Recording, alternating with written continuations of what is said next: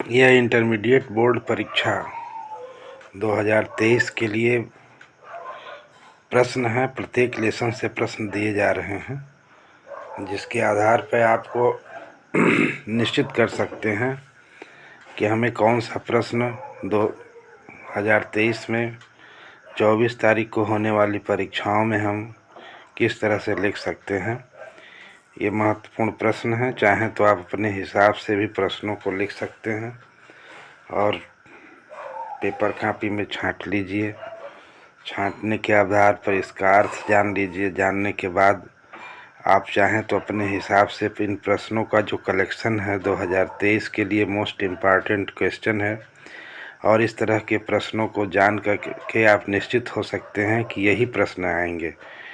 ये जितने भी प्रश्न हैं ये छांटे हुए प्रश्न हैं, और इससे अधिक ये इस पाठ में, इस पेपर में इससे अधिक कोई क्वेश्चन नहीं आ सकता है।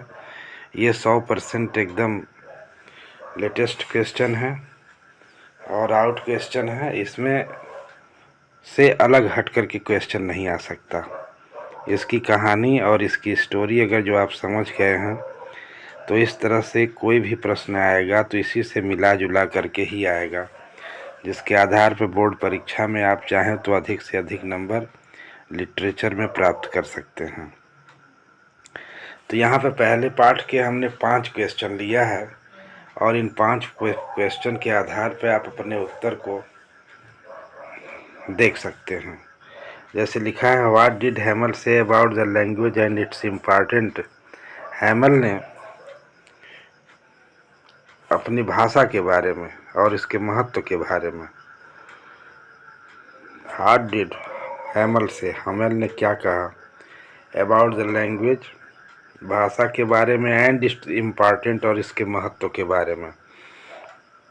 तो ये पहला क्वेश्चन है, what did M Hamel blame for ignorance in studies and why. यानी हैमल क्यों दोष लगाते हैं, ब्लेम लगाते हैं, इग्नोरेंस स्टडीज एंड व्हाई, अध्ययन में, बच्चों की शिक्षा में क्यों दोष लगाते हैं और किस तरह से लगाते हैं, बाधा पहुंचाने के लिए, अज्ञानता के लिए। और तीसरा question, how did announcement the last lesson effect. इसमें है फ्रेंज, यानी फ्रेंज है ये कि किस तरह से अंतिम लेसन की घोषणा के बाद इसका प्रभाव फ्रेंच पर क्या पड़ा, कैसे पड़ा। What was bulletin board, bulletin board क्या था। हाउ वाज इट इम्पॉर्टेंट, यह किस तरह से महत्वपूर्ण था। तो what was the scene inside the class when French reached the school, कक्षा के अंदर का दृश्य कैसा था जब फ्रेंच स्कूल पहुंचा। तो ये पहले लेसन का है, और इसका उत्तर आप देखिए। लिखा है, यम हैमल टोल्ड देम, यम हैमल ने उसे बताया कि that French was the most beautiful language in the world, संसार में सबसे सुंदर भाषा है ये। इट वाज क्लियरेस्ट, यह स्पष्ट थी, and the most logical language, अत्यधिक तार्किक भाषा थी। ही आस्क्ड देम, वह उनसे पूछा, टू गार्ड, वह उनसे पूछा, टू गार्ड, यह सुरक्षा करती है, इट्स एमंग देम, उनके बीच में, एंड नेवर फॉरगेट इट, और यह कभी भूलती नहीं है। ही गेव ए रीजन, वह इसका एक कारण बताया, आल्सो, यद्यपि when he people were enslaved as long, जब लोग लंबे समय तक दास हो जाया करते थे, they held fast to their language, यदि वे अपने भाषा को मजबूती से पकड़े हैं, तो दे हैड की टू देयर प्रिजन, तो यह उनकी कैद के लिए चाबी है। तीसरा क्वेश्चन है, दूसरा क्वेश्चन का उत्तर आपको लिखना है, M Hamel blamed parents for neglect the learning on the part of the boys like French. M Hamel दोष लगाते हैं माता पिता को, फॉर निगलेक्ट, ध्यान न देने के नाते, लर्निंग, सीखने में, of the part of boys, बच्चों को लाइक फ्रेंज, जैसे Franz, because they wanted to them, क्योंकि वे चाहते थे, टू वर्क, अर्न, कुछ कमाएं, some money, instead of focusing on education, बिना शिक्षा पर ध्यान देने के बजाय वो कुछ कमाने पर ध्यान दें। यम हैमल आल्सो ब्लेम्ड हिमसेल्फ, यम हैमल भी स्वयं अपने आप को दोषी ठहराते थे, for his negligence in his teaching, अपने शिक्षा देने के उपेक्षा के बारे में। He made the boys work in his garden, वह बच्चों से बागीचे में काम करवाते थे। Which made them was miss there lesson, जब वे अपना पाठ याद करना भूल जाते थे या पाठ याद कर नहीं कराते थे। And whenever he wish to go to fishing, और जब कभी वे मछली पकड़ना जाना चाहते थे, he gave them to holiday, वह उन्हें छुट्टी दे दिया करते थे। इस तरह से क्वेश्चन नंबर 2 में हैमल माता पिता को भी दोष लगाते हैं कि वे उनकी शिक्षा के पर की उपेक्षा करते हैं सीखने में, और पार्ट ऑफ बॉयज, बच्चों के जैसे फ्रेंज है, और फ्रेंज से लोग चाहते थे क्या कि वो धन कमाएं, इंस्टेड ऑफ फोकसिंग एजुकेशन, शिक्षा पर ध्यान देने के बजाय। तो ये हैमल के बारे में है और उसके परिवार के बारे में, शिक्षा के बारे में दिया गया है कि किस तरह से माता पिता और शिक्षक बच्चों की शिक्षा से अलग करते हैं। अगला क्वेश्चन है,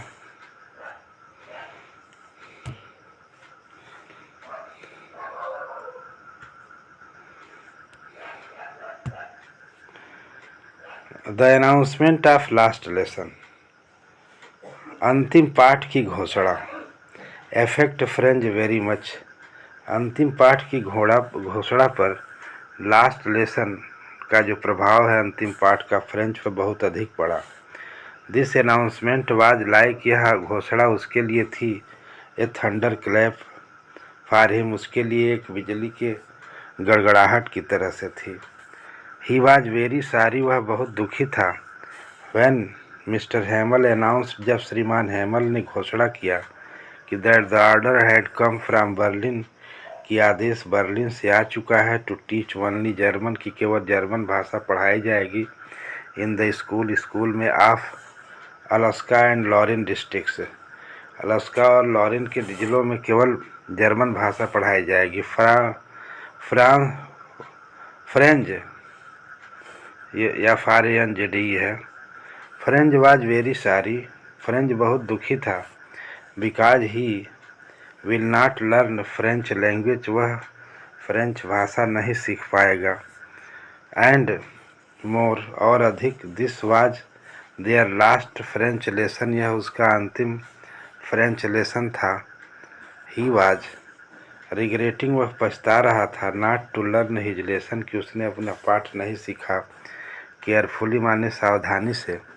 नाउ हिज बुक्स सीम्ड, अब उसकी पुस्तकें प्रतीत होती थी, हिज ओल्ड फ्रेंड्स, पुरानी मित्र प्रतीत होती थी। And he did not want to give them up, और वह उन्हें छोड़ना नहीं चाहता था। He did not want to give up Hamel's too, वह हैमल को भी छोड़ना देना नहीं चाहता था। He forgot all about Hamel's cranky behaviours and rulers, वह मिस्टर हैमल के कठोर व्यवहार और शासन को वह भूल चुका था।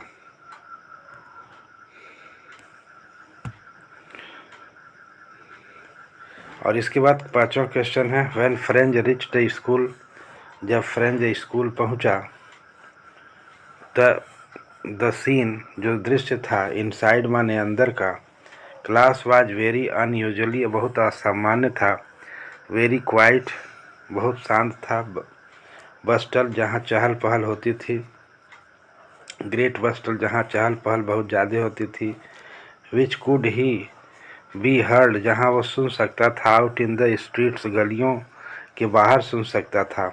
ही सा हिज क्लासमेट्स, उसने अपने सहपाठियों को देखा, had already taken their place, वे अपने पहले से ही स्थान ले लिए थे।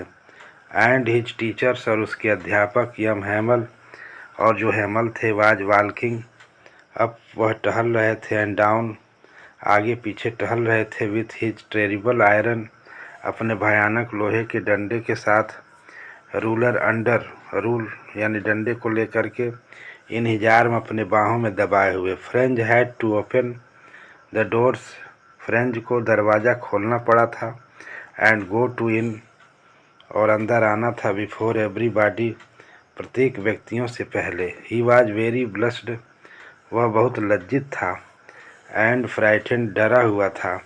बट व्हेन मरियम हैमल सा हिम, लेकिन जब हैमल ने उसे देखा तो ही सेड वेरी काइंडली, वह बड़े दयालुता से कहे, गो टू योर प्लेस, अपने स्थान पर जाओ, क्विकली, जल्दी से। लिटिल फ्रेंच, छोटे French, we were beginning without you, हम तुम्हारे बिना ही पाठ शुरू करने वाले थे। French jumped over the bench, French जो है ब्रेंच के ऊपर कूद गया, एंड सैट डाउन, और बैठ गया, एट हिज डेस्क, अपने डेस्क पर। व्हेन ही सैट डाउन, जब वह बैठा, ही नोटिस्ड दैट, वह ध्यान दिया कि his teacher had put on his beautiful class, कि अध्यापक सुंदर वस्त्र पहने हुए थे।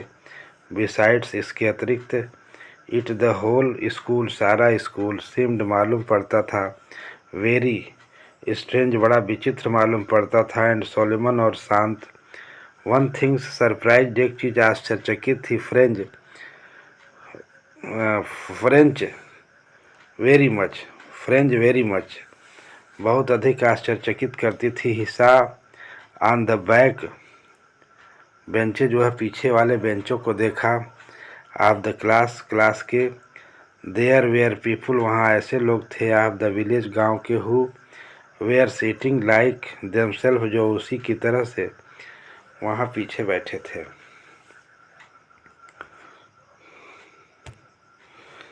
छठवां जो दूसरा लेसन है, लास्ट स्प्रिंग दूसरा लेसन है, और ये दूसरा लेसन लास्ट स्प्रिंग का है। इसके भी छांटे गए क्वेश्चन हैं। लिखा है, what explanation does the author offer for not wearing footwear, यानी क्या व्याख्या करता है लेखक बाद में जो फुटवियर नहीं पहने हैं, चप्पल नहीं पहने हुए थे। दूसरा क्वेश्चन है, how was Mukesh different from other bangles maker of Firozabad, यानी मुकेश किस तरह से दूसरे चूड़ी बनाने वालों से फिरोजाबाद से भिन्न था। हु आज मुकेश, मुकेश कौन था, and what was his ambition, उसका उद्देश्य था क्या था। What was the importance of garbage, और कूड़ों का महत्व क्या था, फॉर चिल्ड्रन, बच्चों के लिए, इन सीमापुरी, माने सीमापुरी में। पांचवा है, व्हाई डिड साहब join the job at the milk booth, यानी साहब ने क्यों मिल्क बूथ यानी चाय के दुकान पर नौकरी कर लिया था। व्हाट कंडीशन कंपेल्ड साहब, कौन सी परिस्थितियों ने साहब को मजबूर किया, to wander in Delhi for rag picking, कि दिल्ली में वह कूड़ा बीन रहा था। तो ये दूसरा लेसन का है। दूसरा लेसन में भी क्वेश्चन नंबर 1 है, the lack of money is valid, जो धन का कमी है, ये पहला क्वेश्चन है। The lack of money is valid explanation, धन की जो कमी है बाध्य यानी वैलिड है, एक्सप्लेनेशन है। चिल्ड्रन लाइक साहब कैन नॉट अफोर्ड शूज, जैसे कि बच्चों की तरह से साहब जूता नहीं खरीद सकता था। When Saheb gets a pair of shoes, और जब साहब एक जोड़ी जूता पाता है, ही वियर्स, उसे पहनता है। वन एक्सप्लेनेशन, एक व्याख्या यह है that he has become a tradition, वह परंपरागत रूप से, for them to stay barefoot, कि वो परंपरागत रूप से वह नंगे पैरों से ही है। But the writer doubts it's, लेकिन लेखक को इसमें संदेह होता है। Mukesh is different from bangle makers. Mukesh जो है चूड़ी बनाने वालों से भिन्न है। आप फिरोजाबाद के लोगों के से चूड़ी बनाने वालों से भिन्न है। Because he dares to dream, वह सपना देखने का साहस करता है। He refuses to carry on family traditions, और उसने पारिवारिक के परंपरागत चूड़ी बनाने के व्यवसाय से अपने आप को अलग करता है। इंस्टेड ऑफ, इसके बजाय, ही इंसिस्ट, वह जोर देता है, on being his own master, वह अपना मालिक बनने पर जोर देता है। वह अपने स्वयं के मालिक बनने पर जोर देता है। He wants to become a motor mechanic, वह एक मोटर मैकेनिक बनना चाहता है। एंड इज फोकस्ड, और ध्यान देता है। एंड डिटरमाइंड, निश्चय करता है। टू अचीव इट, कि वह इसे प्राप्त कर लेगा। इस पाठ में फिर बैंगल्स मेकर्स लोग हैं, चूड़ी बनाने वाले लोग हैं, जो बांग्लादेश से लोग आए हैं, जो अक्सर करके कुछ कूड़ा बीनते हैं और अधिकतर चूड़ी बनाते हैं। तो मुकेश उन लोगों में से नहीं है। वह चूड़ी नहीं बनाना चाहता है, क्योंकि उनके परिवार का परंपरागत व्यवसाय चूड़ी बनाना है। इसलिए मुकेश चूड़ी नहीं बनाना चाहता है, बल्कि वह एक मोटर मैकेनिक बनना चाहता है। इसके बाद नवा है, नवा ये भी,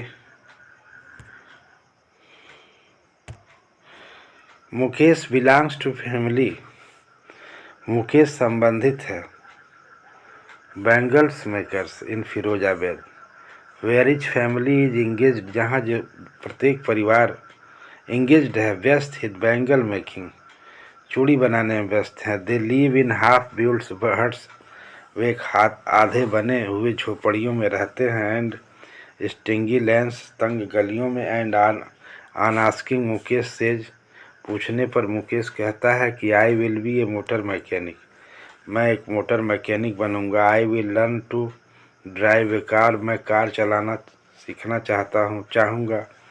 दस he wants to his own master, इस तरह से वो अपना मालिक बनना चाहता है।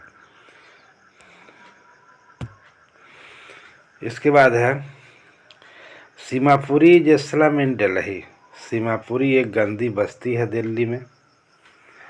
Children in Seemapuri and their parents, और उनके माता पिता, आर रैग पिगर्स, कूड़ा बीनने वाले हैं। For adults rag picking was only A means of survival, वयस्क लोगों के लिए कूड़ा बीनना एक आजीविका है। बट फॉर चिल्ड्रन, लेकिन बच्चों के लिए, ए लॉट ऑफ एक्साइटमेंट, एक बहुत उत्तेजना भरी चीज़ें हैं। वाज एसोसिएटेड, जिससे संबंधित हैं। With the same, for often found, जो अक्सर पा जाते हैं। अनएक्सपेक्टेड थिंग, अप्रत्याशित चीज़ें पा जाते हैं। एज ए 10 रुपीज़ नोट, जैसे 10 रुपये का नोट। इन द सेम, उसी तरह से। There was always hope of coming across, इसलिए वे सदैव आशा करते हैं। अनएक्सपेक्टेड सरप्राइज, अप्रत्याशित आश्चर्य की आशा करते हैं। And so garbage was wrapped in wonder for them, इस तरह से कूड़ों में लपटा हुआ होता है। एक आश्चर्यजनक चीज़ें उनके लिए लिपटी हुई होती हैं।